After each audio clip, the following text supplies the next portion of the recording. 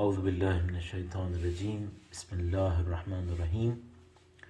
ماہ رمضان کے 30ویں دن کی دعا۔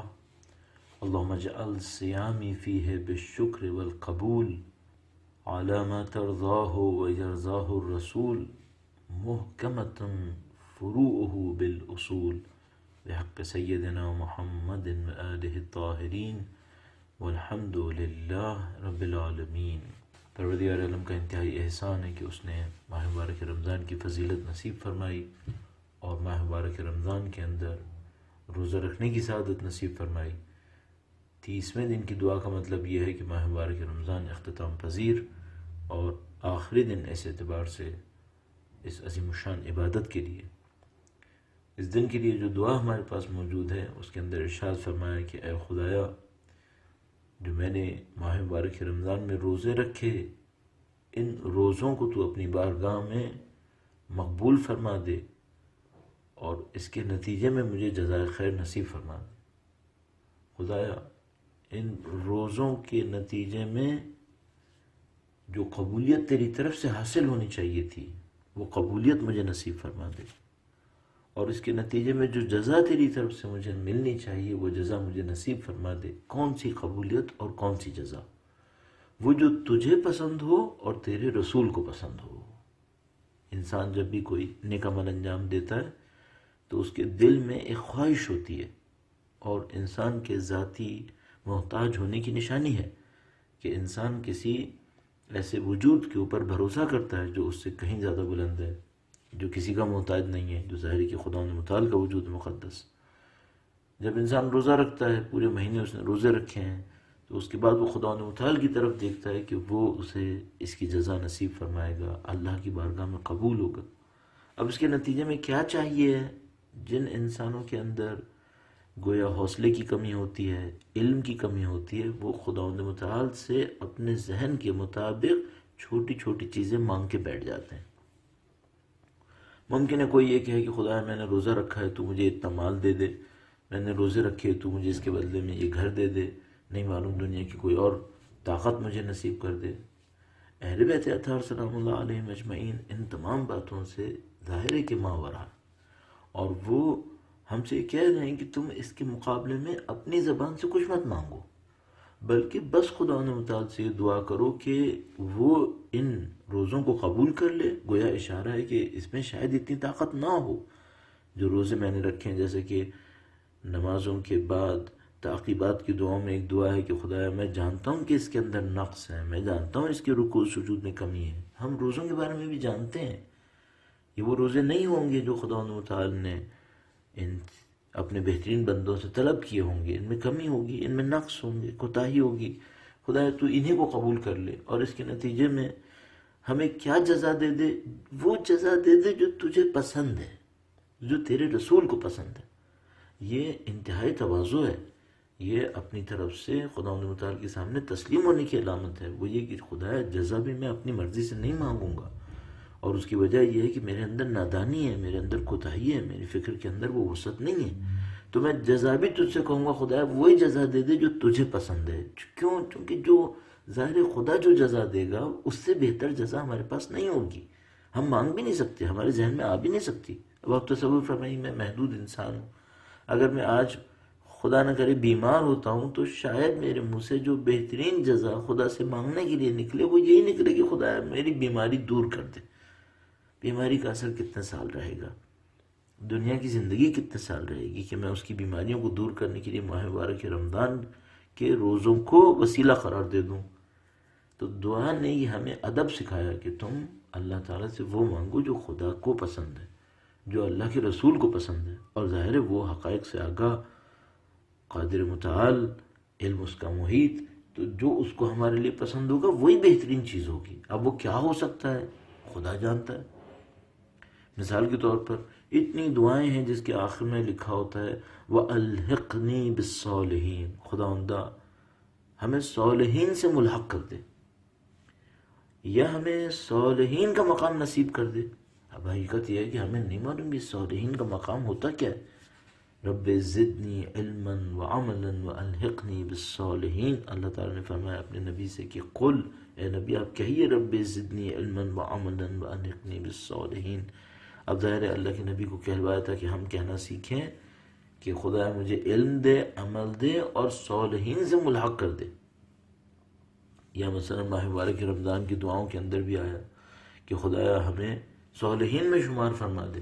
تو ہمیں نہیں معلوم خدا اور اس کے رسول کو کیا پسند ہے، لیکن ہمیں پتہ ہے جو کچھ انہیں پسند ہے اس سے بہتر ہمیں نہیں معلوم۔ تو انسان دعا کے اندر یہی کہتا ہے کہ خدا جو تجھے پسند ہے وہ دے دے۔ اور یہ جو پسند ناپسند ہے، اس میں ایک تھوڑی سی ایک ظرافت یہ بھی ہے، وہ یہ کہ اللہ ہم سے جلدی راضی ہو جاتا ہے۔ یا سریع الرضا کہتے ہیں دعائے کمیل کے اندر، جو مشکل ہے وہ ہمارا راضی ہونا ہے۔ تو شاید 30 دن اگر ہم نے صحیح محنت کی ہو، روزے رکھے ہوں، نفس پہ کنٹرول کیا ہو، علم حاصل کیا ہو، معنویت حاصل کی ہو، ہماری بصیرت بڑی ہو، تو پھر ہمیں یہ سمجھ میں آ جائے گا انشاءاللہ کہ اصل رضا وہ ہے جو خدا کی رضا ہے، اصل رضا وہ ہے جو نبی کی رضا ہے۔ اور نبی کا نام علیحدہ سے جو آیا تو وہ ظاہر ہے کہ اس خاطر آیا کہ نبی کچھ اپنی طرف سے پسند نہیں کرتے، وَمَا يَنطِقُ عَنِ الْهَوَىٰ إِنْ هُوَ إِلَّا وَحْيٌ يُوحَىٰ۔ تو اللہ تعالیٰ نے تذکرہ کیا، اللہ تعالیٰ کے حضور تذکرہ ہوا کہ خدا جو تجھے پسند ہو، جو تیرے رسول کو پسند ہو۔ اور ظاہر ہے کہ ہم ان مفاہیم کو پہلے حل کر چکے ہیں کہ یہاں رسول و خدا کا نام ساتھ آنا کوئی مشکل نہیں ہے۔ سورہ توبہ کے اندر نہیں معلوم کتنی دفعہ ایسا ہوا کہ خدا نے کہا کہ وہ کرو جو خدا اور اس کے رسول کو پسند ہے۔ تو دونوں کی رضا ایک ہی رضا ہے، اور وہ رضا کیا ہے؟ جو ہماری بہترین ہدف خلقت ہیں، صالحین کے مقام تک پہنچنا، جس میں میں عرض بس اتنا کروں گا کہ جنت میں پہنچنا شاید پہلا قدم ہے۔ البتہ جنت کے ظاہر کے درجات ہیں، نہیں معلوم کتنے درجات ہیں۔ پہلا قدم وہ دنیاوی جنت ٹائپ کا ہے اور سماوی جنت ٹائپ کا، اور اس کے بعد جو شاید آخری میں کہیں جا کے کوئی بات سمجھ میں آتی ہے وہ یہ صالحین کا کوئی مقام ہے، شاید اس سے بھی بہتر ظاہر ہے کہ ہوگا۔ میری تو عقل ناقص ہے اور مجھے تو ان چیزوں کا زیادہ پتہ نہیں ہے، لیکن جو مجھے سمجھ میں آتا ہے وہ یہ ہے، محکمۃ فروعہ بالاصول۔ خدایا جو تجھے پسند ہے وہ نصیب فرما دے، اور اس کے فروع محکم ہوں اصول کے ذریعے سے۔ بعض اوقات ایسا محترم ہوتا ہے کہ ہم اپنے دین کے اندر کچھ اچھے کاموں کو انجام دے رہے ہوتے ہیں لیکن بنیادوں میں ضعیف ہوتے ہیں۔ یعنی آپ تصور فرمائیے، وہ یہ کہ ایک درخت ہو جس کے اوپر پھل ہوں، پھول ہوں، نعوذ باللہ کوئی اس پھل اور پھول کو تو رکھ لے اور درخت کی شاخ کو کاٹ دے، تو اب وہ پھل و پھول کب تک بچیں گے؟ وہ ختم ہو جائیں گے، کیونکہ درخت اپنے محکم شاخ سے، محکم تنے سے کٹ چکی ہے، تو شاخ اکیلی تو کچھ نہیں کر سکتی۔ تو ہم سے یہ کہا گیا کہ اپنے دین کو مانگو، دین محکمۃ فروعہ بالاصول۔ یہ جو کچھ اللہ ہمیں نصیب کرے گا ہمارے دین کی صورت میں، ایمان کی صورت میں، اس کے فروع محکم ہوئے ہوں اس کے اصول کے ذریعے سے۔ تو مثال کے طور پر آپ کے پاس فروع دین ہے، نماز، روزہ، زکوٰۃ وغیرہ، یہ اصول سے محکم ہوئے ہوں۔ تو مثال کے طور پر میں جب نماز پڑھ رہا ہوں تو مجھے پتہ ہو کہ اس کا اثر توحید پہ کیا ہے، یا توحید کا اثر نماز پہ کیا ہے۔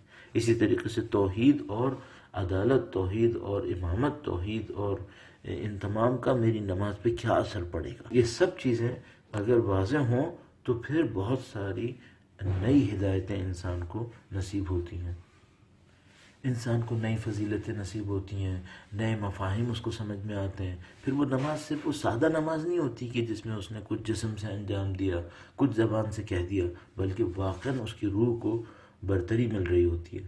تو فرمایا کہ محکمۃ فروعہ بالاصول۔ تو میں اور آپ یہ بھی کر سکتے ہیں کہ جب میں اور آپ دین کے اندر کسی کام کو انجام دیں، مثلا نماز پڑھیں، روزہ رکھیں، حتی زندگی میں مثلا انفاق کریں، صدقہ کریں، کوئی اور اچھا کام کریں، تو ہمیشہ اس کے رابطے کو ڈھونڈیں۔ اس کا میری قیامت سے کیا ربط ہے، اس کا میرے توحید سے کیا ربط ہے، اس کا امامت سے کیا ربط ہے۔ تو خود بخود ایک وزنی عبادت بنتی چلی جائے گی، ایسی عبادت بنتی چلی جائے گی کہ جو میری اور آپ کی روح کی اصلاح کر سکے گی۔ لیکن خدا نہ کرے نعوذ باللہ اگر یہ ربط محفوظ نہ ہوا اصول اور فروع کا، تو پھر ظاہر میں تو کچھ عبادات انجام پا جائیں گی لیکن بدقسمتی سے اس کا ایسا اثر نہیں ہوگا جو ہونا چاہیے۔ جیسے کہ میں اور آپ دیکھتے ہیں کہ بھئی ماہ رمضان کا نہیں معلوم پہلی دوسری شوال کو کیا اثر بچتا ہے، تو کچھ ایسا ہو کہ ہمارے محکم اور ہمارے فروع اور اصول میں ایک ربط ہو جائے. اگر یہ ربط ہو گیا تو پھر ماہ رمضان ختم بھی ہو جائے گا نا، تو ہم پھر بھی ماہ رمضان کے اسپرٹ کے اندر باقی رہیں گے.